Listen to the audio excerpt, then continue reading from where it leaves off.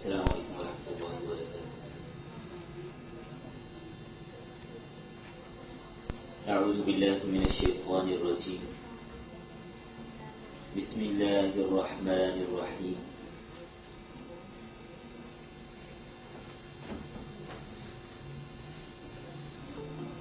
الف لام میم،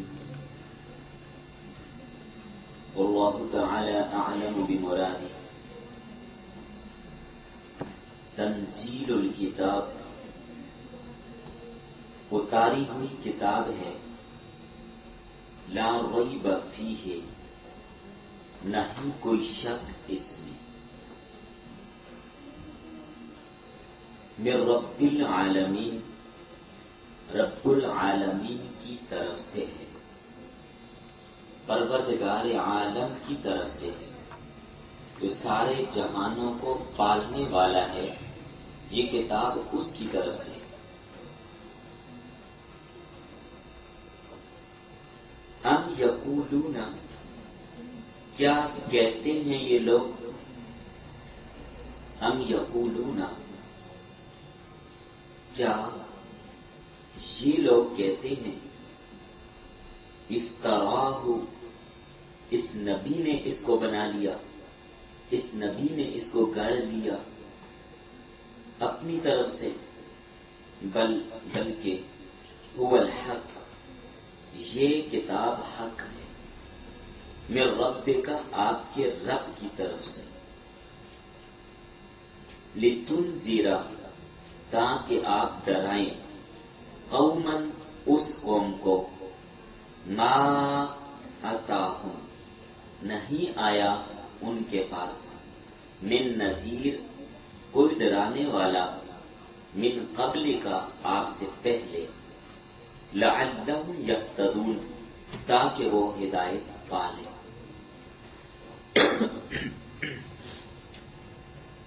جی بس لکھیے، سورۃ السجدہ، درس نمبر 1۔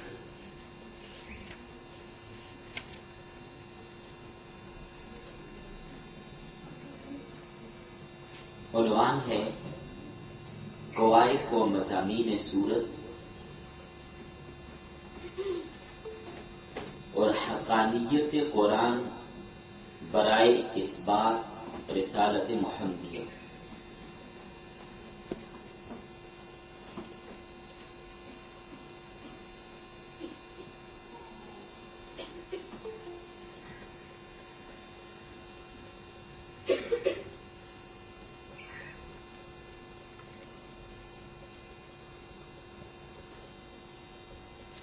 ربط، گزشتہ سورہ لقمان گزری، آپ نے اسے پڑھا سمجھا۔ گزشتہ سورت میں ہر لقمان حکیم کی نصیحتوں میں ایک نصیحت یہ بھی مذکور ہوئی تھی کہ اللہ کا شکر ادا کرتے رہیں۔ اب اس سورت میں اللہ کا شکر ادا کیسے کریں گے، اس کا طریقہ کیا ہے، وہ بتایا جائے گا۔ دوسرا ربط، گزشتہ سورت میں یعنی سورہ لقمان میں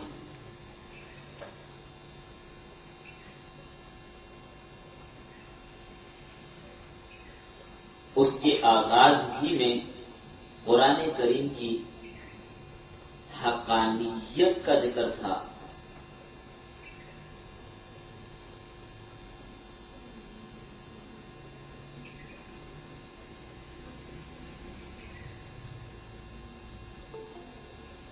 اور اس کے بعد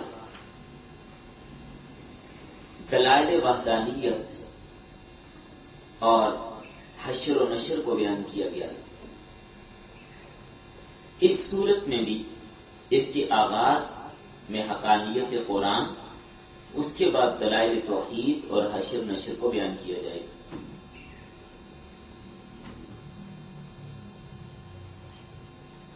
تیسرا ربط، سورہ لقمان، اس میں زمین و آسمان کی پیدائش کا ذکر تھا، اور اس صورت میں تدبیر عالم اور مخلوق کے انتظامات کو بیان کیا جائے گا۔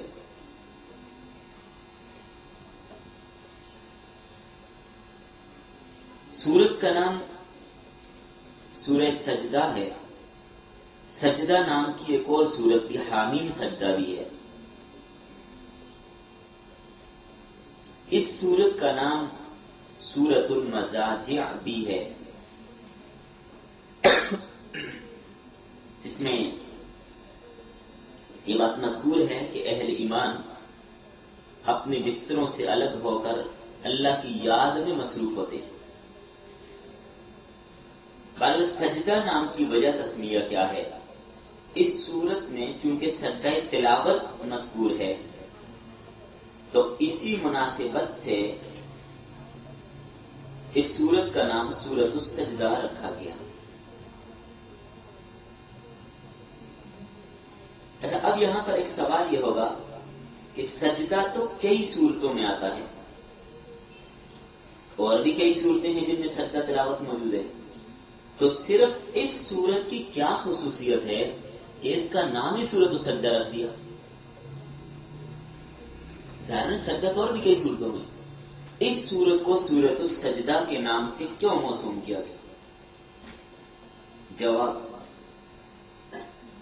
ٹھیک ہے، سجدہ تلاوت اور بھی بہت ساری صورتوں میں ہے، لیکن اس صورت میں سجدے کا ذکر بڑے اسپیشل اور خاص انداز کے ساتھ کیا گیا ہے کہ جب اہل ایمان کے سامنے اللہ کی آیات پیش کی جاتی ہیں تو وہ ان کی تلاوت کرتے ہیں، فوراً سجدے میں گر جاتے ہیں۔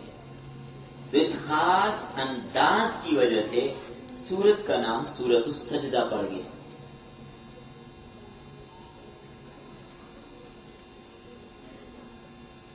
ربط بھی ہو گیا اور وجہ تسمیہ بھی ہو گئی۔ اس صورت میں آیات کی تعداد 30 ہے، رکوع 3 ہیں، 3 رکوع اور 30 آیات پر مشتمل یہ صورت ہے۔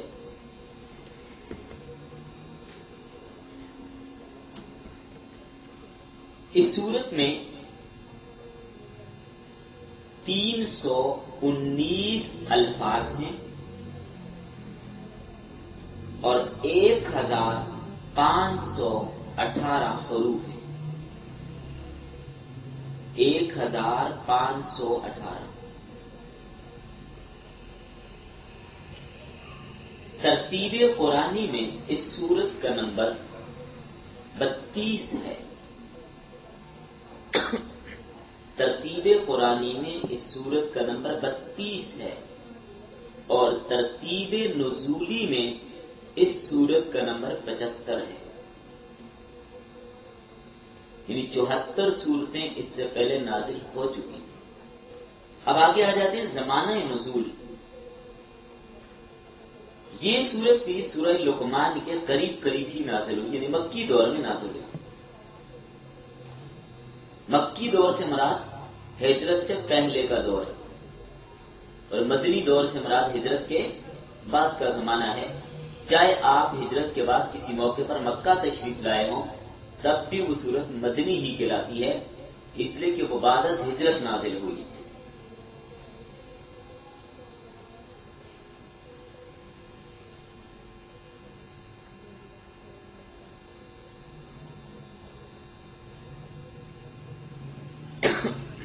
فضائل صورت۔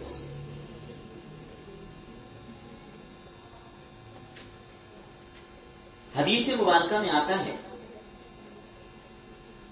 30 آیات والی ایک صورت ہے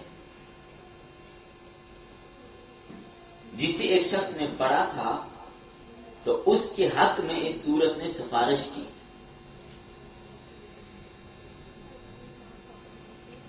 تو اس سے ایک مراد سورت السجدہ بھی دی گئی، اور اس شخص کو عذاب سے بچا لیا گیا۔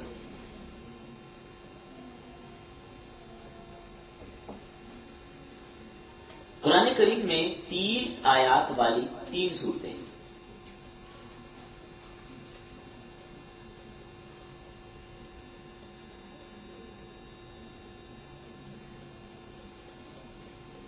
ایک تو یہی سورۃ السجدہ، نمبر 2 سورہ ملک،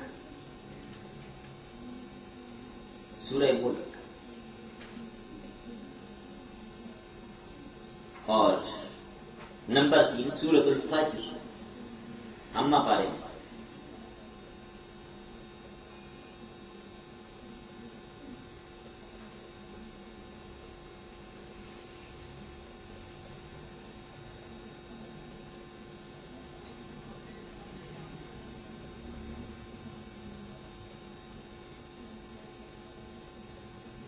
عذاب سے بچاؤ کے لیے یہ تینوں صورتیں مفید ہیں، ان کی تلاوت رکھی جائے۔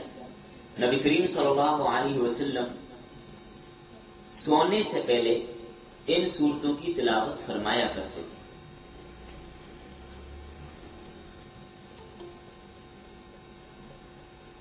سورہ ملک اور سورۃ السجدہ کی۔ مسند احمد میں ایک روایت آتی ہے، نبی صلی اللہ علیہ وسلم جمعہ کے دن فجر میں سورہ سجدہ اور سورہ دہر کی تلاوت فرماتے تھے۔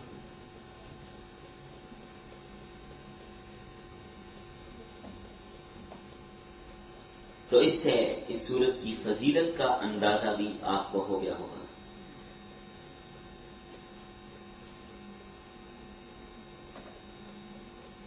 مضامین سورت، ایک اجمالی طور پر ایک خاکہ سمجھ لیجئے کہ سورت میں کیا کیا بیان ہوگا۔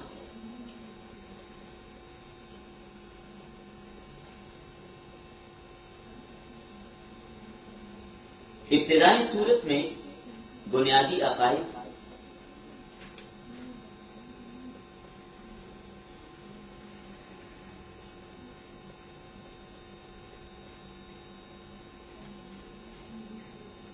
توحید پر عقلی اور نقلی دلائل،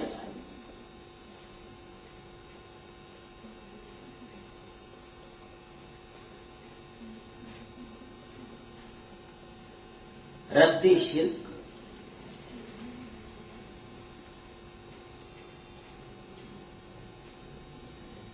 نبی صلی اللہ علیہ وسلم کی رسالت کا بیان،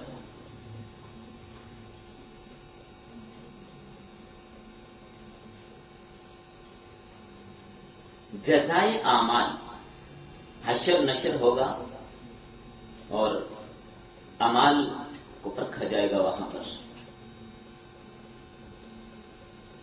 دیکھا جائے گا کہ اس نے کیا اعمال کیے۔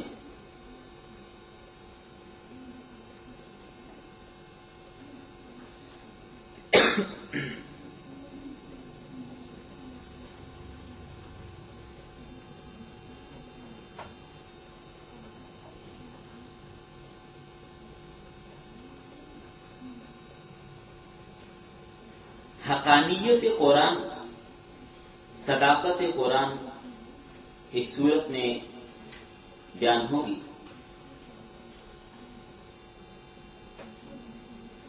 جیسا کہ باقی مکی صورتوں میں مرکزی مضمون ان کا ہوتا ہے، تو اس کا بھی مرکزی مضامین یہی ہے، یعنی اصول بیان کیے گئے ہیں۔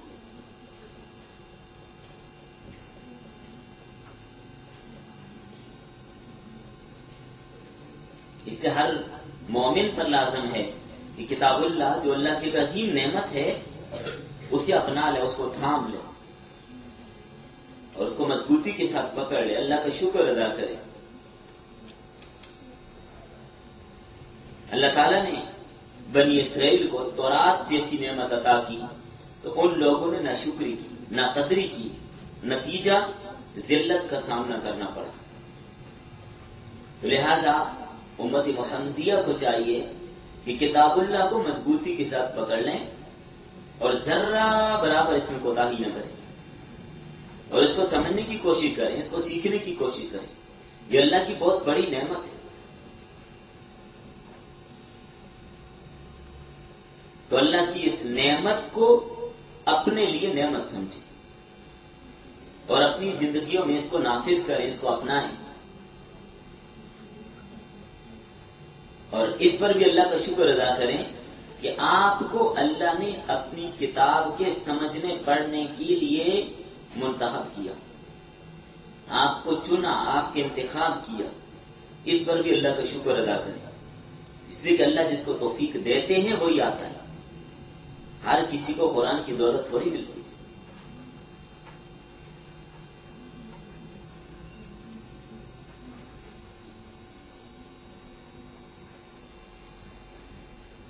اس لیے اللہ نے آپ کو سیکھنے کا یہ موقع دیا، اس سے ضرور فائدہ اٹھائیے۔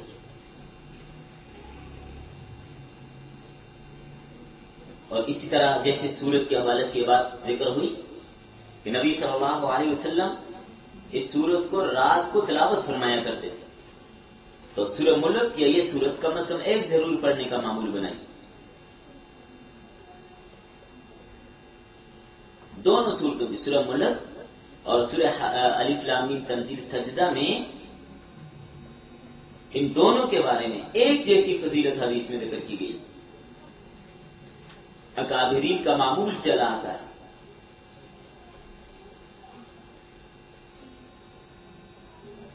پہلے تو یہ کہ دونوں پڑھ لیجئے، اگر دونوں نہ ہو تو کم از کم ایک ضرور پڑھیے۔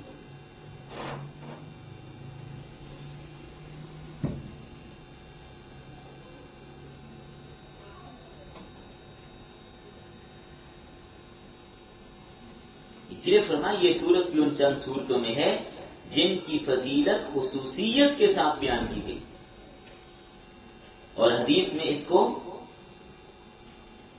اس سورت کو عذاب قبر سے بچانے والی سورت کہا گیا۔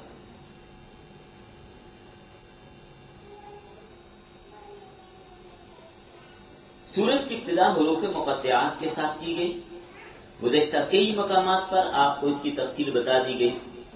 حروف مقطعات کے حوالے سے تفصیلاً آپ کے سامنے کئی موقعوں پر ذکر کر دیا گیا۔ بہرحال اس میں ایک نئی بات جو بعض حضرات نے لکھی وہ سمجھ لیجیے، باقی پیچھے جتنے 30 کے لگ بھگ اقوال آپ حروف مقطعات کے حوالے سے میں نے بتا دیا۔ الف لام میم، الف لام میم، ایک منہ کے ابتدا سے، ایک انتہا سے اور ایک درمیان سے نکلتا ہے۔ الف انتہا میں، لام درمیان میں اور میم ابتدا میں۔ تو مطلب کیا ہے کہ ہر کام کی ابتدا، انتہا اور درمیان اللہ کے ذکر سے کی جائے، یہ الف لام میم یہ بتا رہا ہے۔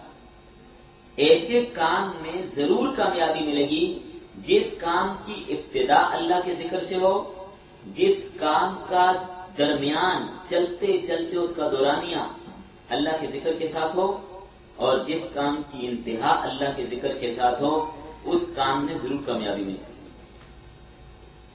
الف لام میم، واللہ تعالی اعلم بمرادہ، حقیقی مراد کیا ہے اللہ ہی جانتے ہیں، جو اللہ کی مراد ہے اسی پر ہمارا ایمان ہے۔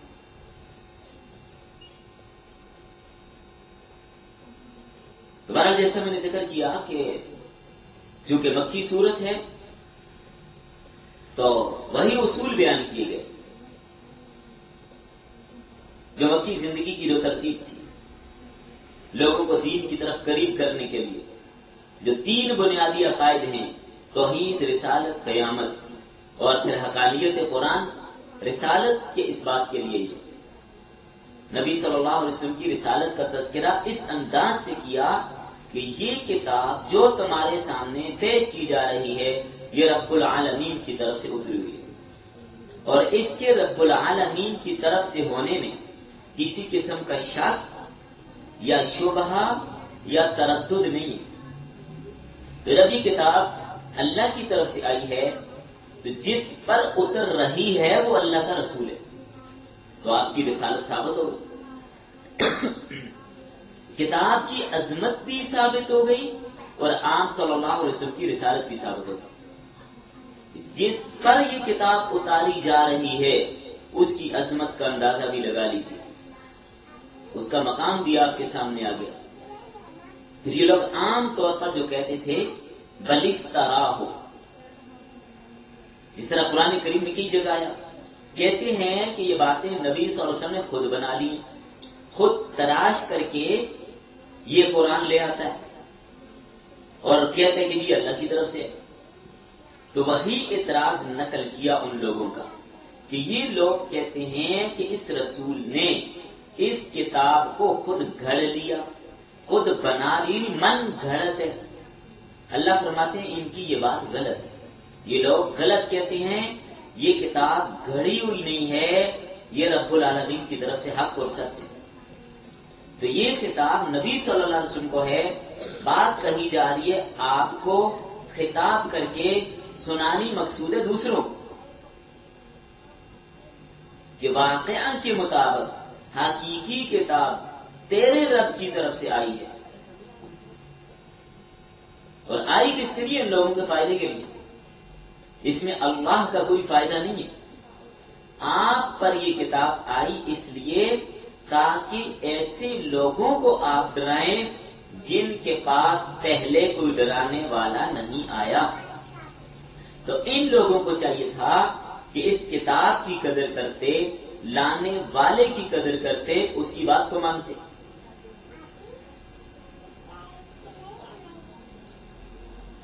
سمجھ آ گئی بات؟ لیکن ٹھیک ہے، اگرچہ مکہ میں بعض لوگ نبی صلی اللہ علیہ وسلم کے آنے سے پہلے بھی توحید اختیار کیے ہوئے تھے، شرک نہیں کرتے تھے، جیسے ورقہ بن نوفل. اس طرح زید بن عمر بن نفیل، ان کے بیٹے ہیں جو عشرہ مبشرہ میں سے. کوئی بتا سکتا ہے؟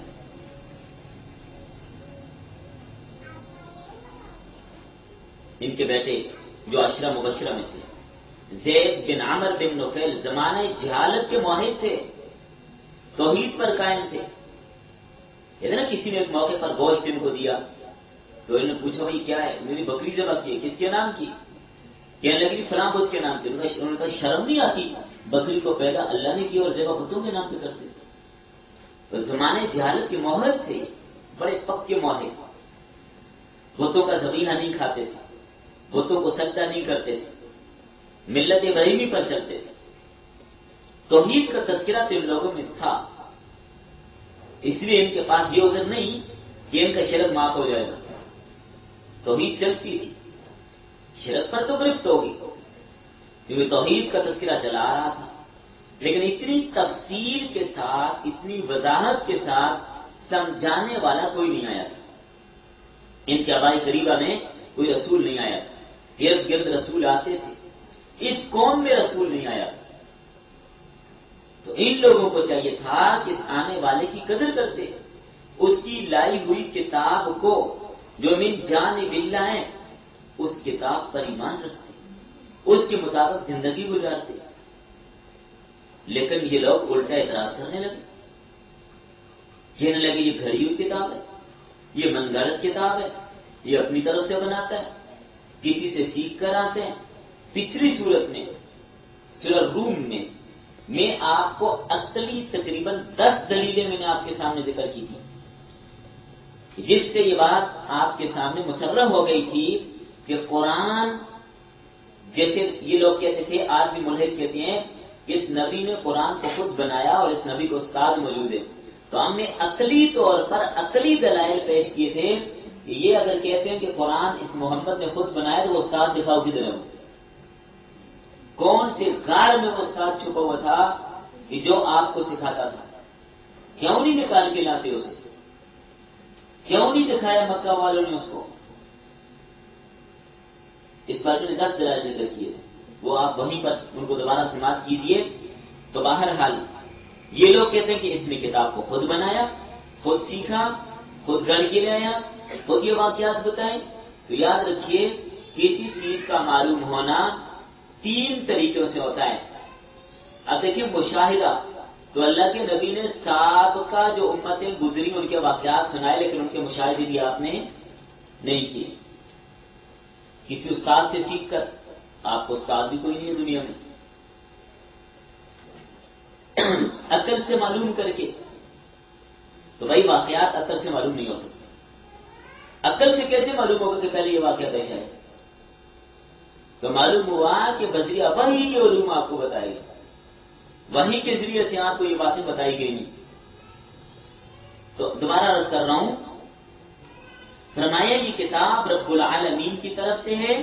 ان لوگوں کو چاہیے تھا کہ اس بات کا اعتراف کرتے کہ یہ کتاب من جانب اللہ نازل ہوئی ہے، یہ حق اور سچ کتاب ہے. یہ لوگ اس کو حق اور سچ کیوں نہیں مانتے؟ یہ کیوں کہتے ہیں کہ یہ محمد اس کو گھڑ کے لائے ہیں؟ تو یہ بات ان کی جھوٹ اور غلط ہے. محمد اس کو گھڑ کے نہیں لائے، اس کو من جانب اللہ لے کر آئے. کیوں لائے؟ مقصد کیا ہے اس کتاب کے لانے کا؟ یہ خدا تعالی کی طرف سے کیوں نازل ہوئی کتاب؟ مقصد بیان کیا تاکہ اس کتاب کے ذریعے اس قوم کو ڈرائیں، عذاب خداوندی سے ڈرائیں جن کے پاس آپ سے پہلے کوئی ڈرانے والا نہیں آیا. اب یہاں پر میں نے بات وضاحت تو میں نے کر دی، لیکن میں سوال اٹھا کر اس کا جواب عرض کروں گا، پھر بات سمجھنا آپ کے لیے آسان ہوگا.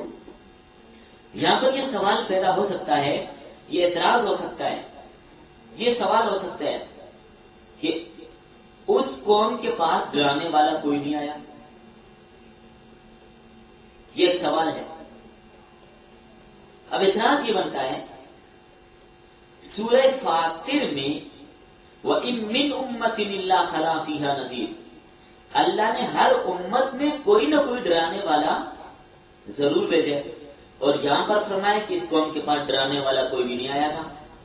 اب وہاں پر فرمایا کہ ہر قوم میں ڈرانے والا آیا ہے، ہر امت کے پاس ڈرانے والا آیا ہے، اور یہاں پر فرمایا کہ اس قوم کی طرف آپ کو مبعوث کیا، آپ کی کتاب اس قوم کی طرف اتاری گئی جن کے پاس ڈرانے والا، یا آپ اس قوم کو ڈرائیں جن کے پاس ڈرانے والا کوئی بھی نہیں آیا.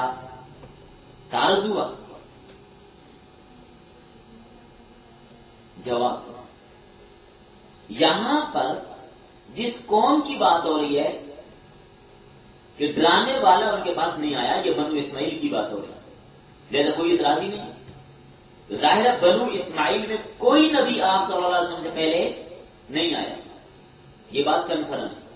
بنو اسماعیل میں نبی صلی اللہ علیہ وسلم سے پہلے کوئی بھی نبی نہیں آیا.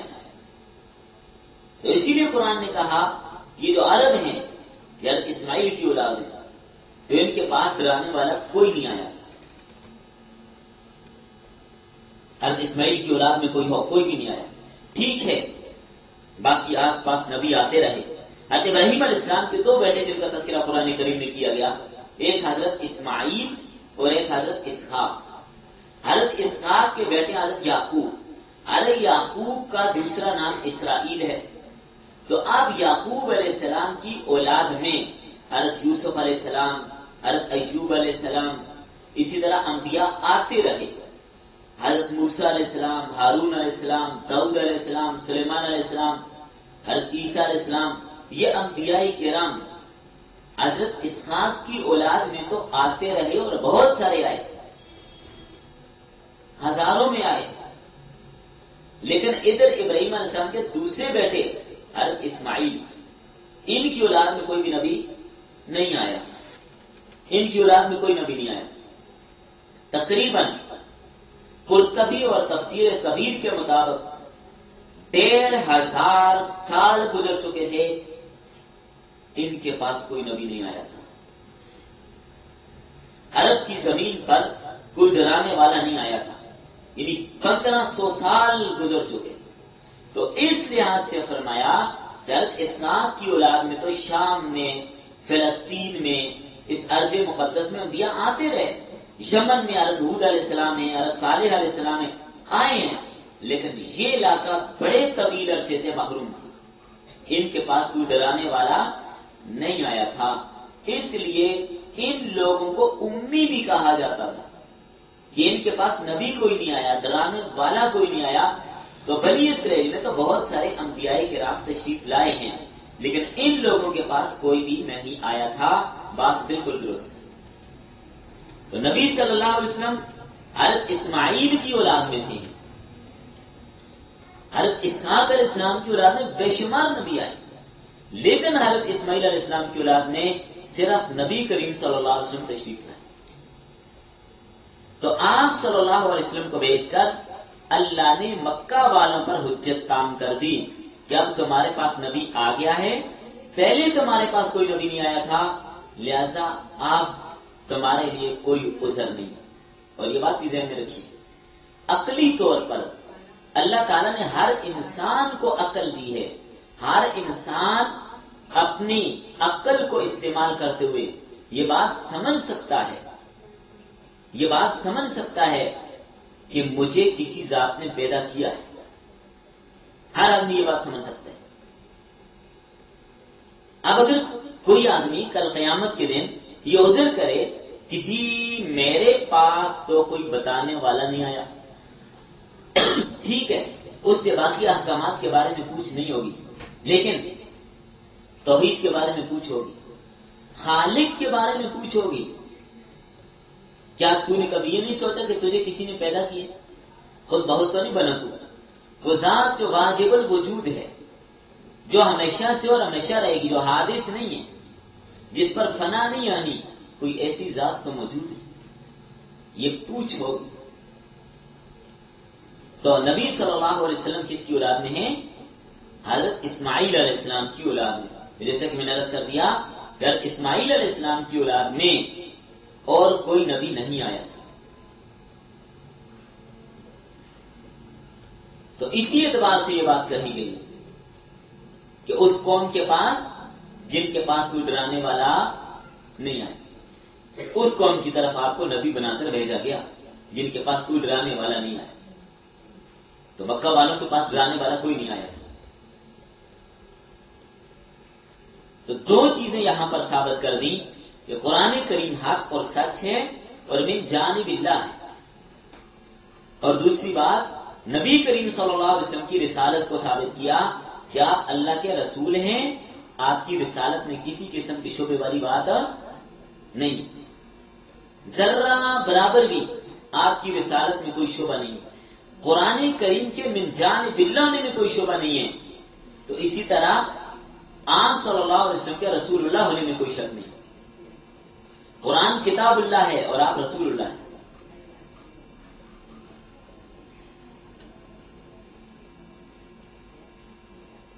بات سمجھ آ گئی یہاں تک؟ تو آپ صلی اللہ علیہ وسلم اسماعیل علیہ السلام کی اولاد میں سے ہوئے، جیسے کہ آپ کا نام محمد، آپ کے والد کا نام عبداللہ اور دادا کا نام عبد المطلب، اور پھر آگے چلتے چلیں ہاشم، عبد مناف، قصی، کلاب، مرہ، کعب، لوی، غالب، فہر، پھر مالک، نظر اور کنانہ، خزیمہ، مدرکہ. تو اس سلسلے سے ہوتا ہوا نبی صلی اللہ علیہ وسلم کا نسب مبارک کس تک جاتے ہیں؟ حضرت اسماعیل علیہ السلام تک. اور حضرت اسماعیل علیہ السلام بیٹے ہیں کس کی؟ حضرت ابراہیم علیہ السلام کی. یہ مدرکہ بن الیاس بن مدر بن ندار بن معد بن عدنان، پھر بن اسماعیل اور بن ابراہیم.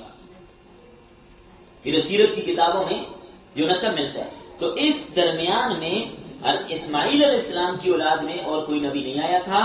تو وہ اعتراض حل ہو گیا کہ اس اعتبار سے نبی صلی اللہ علیہ وسلم کو یہ بات کہی گئی کہ آپ کو اس قوم کے پاس بھیجا گیا جن کے پاس ڈرانے والا کوئی نہیں ہے.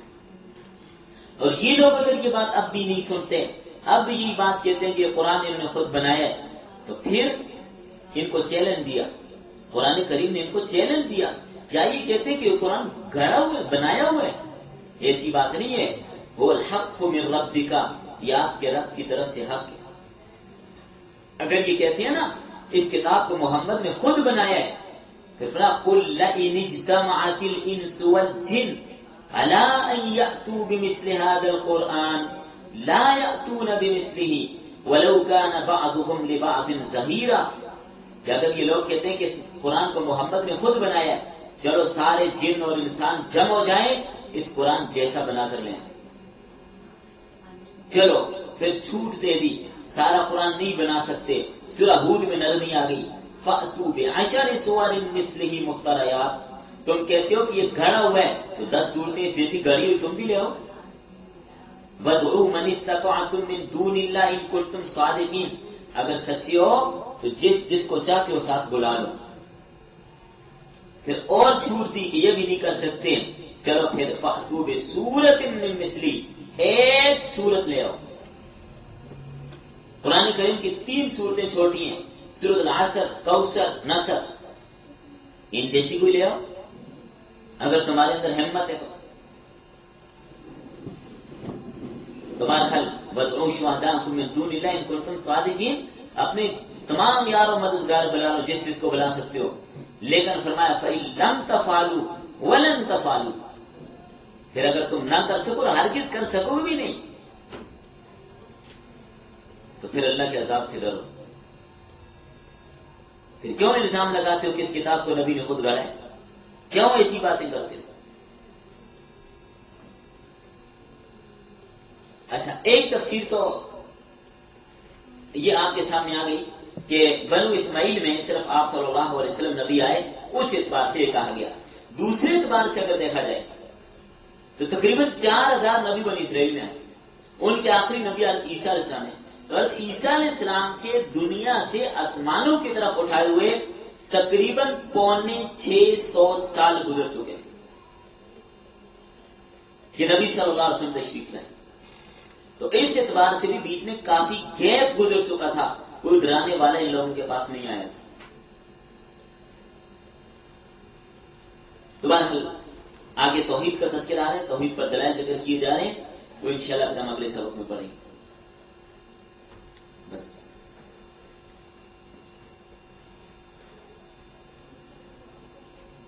جی، ان کے جو بیٹے تھے عمر بن نفیل کنترم سعید جو اشرف مبشرہ میں سے